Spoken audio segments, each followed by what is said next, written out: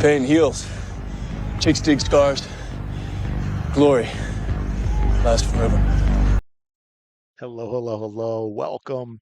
All right, this one's a little fun. This one's a little lighthearted. This isn't deep news. This isn't drama. This isn't conflict. This isn't about the future of the league. Although it does connect to a larger point about the issues and the things we've talked about with Caitlin Clark over time. But I just thought this was kind of a cool story to share that confirms the type of motion, the type of popularity that Caitlin Clark has in the culture at large that we have not seen with other WNBA players that they simply do not have as much as they try and force players like Asia Wilson, players like Angel Reese, players like Paige Beckers. They do not have that. I promise you, in an unrivaled league. And to be fair, I saw last I think it was last week, maybe Friday, a game. I noticed Sports Media Watch hasn't talked about any of the unrivaled ratings. Uh, Couple other sources that usually have stuff pretty quick are delayed, but I think it was Friday, a game got 210,000. Now that's about what it averaged last year. I think they averaged 208,000. So you want to see growth, which that isn't, but still that's much bigger than the games we had seen before. And no, Page wasn't in that game. But my point being on that is you all know if Caitlin Clark were playing, you would see million viewer games in Unrivaled, and that would absolutely secure the profitability of that league.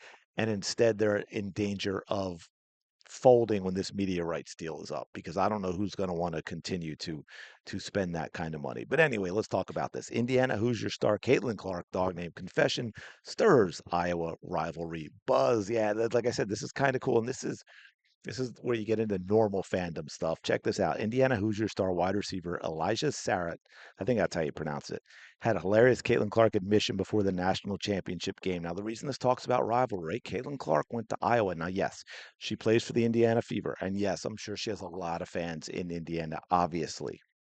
But those hardcore ones, right? They're still a little, not that they actually dislike her. Again, normal fandom, like, yeah, they're gonna have to hate on Caitlin Clark a little bit for certain things, and that's why Elijah was, yeah, like I don't know if I really should be letting people know about this, but anyway, the Indiana, because Indiana Hoosiers, Iowa Hawkeyes were, big time battles while Caitlin Clark was there for Big Ten titles, both regular season and postseason. Iowa, I believe, with Caitlin Clark, they were 6-3 against Indiana Hoosiers, and I believe, big time victory in the 2022. I believe it was the championship game of the Big Ten. Correct me if I'm wrong in the comments below, but so as would be typical, Hoosier fans, not exactly enamored with Caitlin Clark because she's the ops, she's the rival, that she's the player you love to hate because she was so damn good and she's on the side of your enemy. That is just 100% the way it is. Now, for those of you that don't know, Indiana Hoosiers play for the national championship tonight, depending on when you were watching this and when I get it out. I'm trying to have it out before that. It might be out around the same time, so I don't know if anyone will see this, but uh, Indiana wide receiver Elijah Sarrett spoke with the media and he was asked this. And when he says they may not like it, as you'll hear, of course, he is talking about Indiana Hoosier fans because he is making a comment with regard to Caitlin Clark. So let's have a listen. I got a nice little apartment out there. I just chill with. I got my dog and great town, great people. That's what I'm gonna miss the most.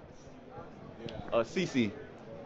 They may not like it. She named after Caitlin Clark. That's why I named her. Indiana fans may not like her. Yeah, that's my little. She American Bully. That's my daughter right there.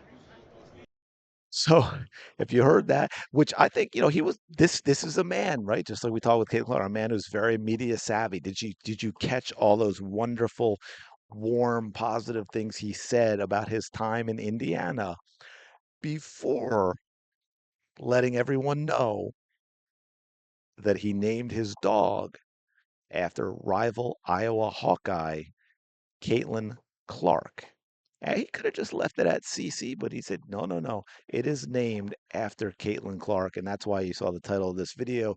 Caitlin Clark has a kind of motion, a kind of popularity, a penetration into the wider culture that no other women's basketball player has ever bad. I don't care how good you think they are, or oh, they were an all-time great, or they won these Olympic golds, or they're a Hall of Famer, or whatever it is. I mean, even Cheryl Swoops.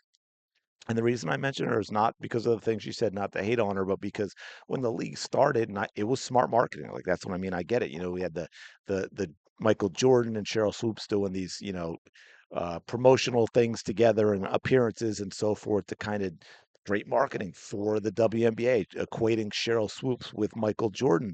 But again, even with that, you just simply didn't have that kind of penetration into the culture.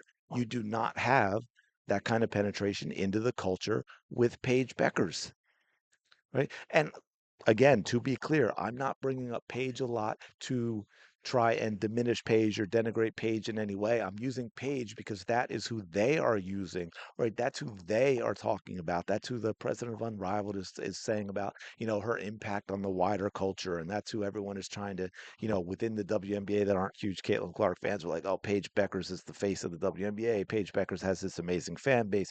Paige Beckers this, Paige Beckers that. She's the best player, and on and on and on.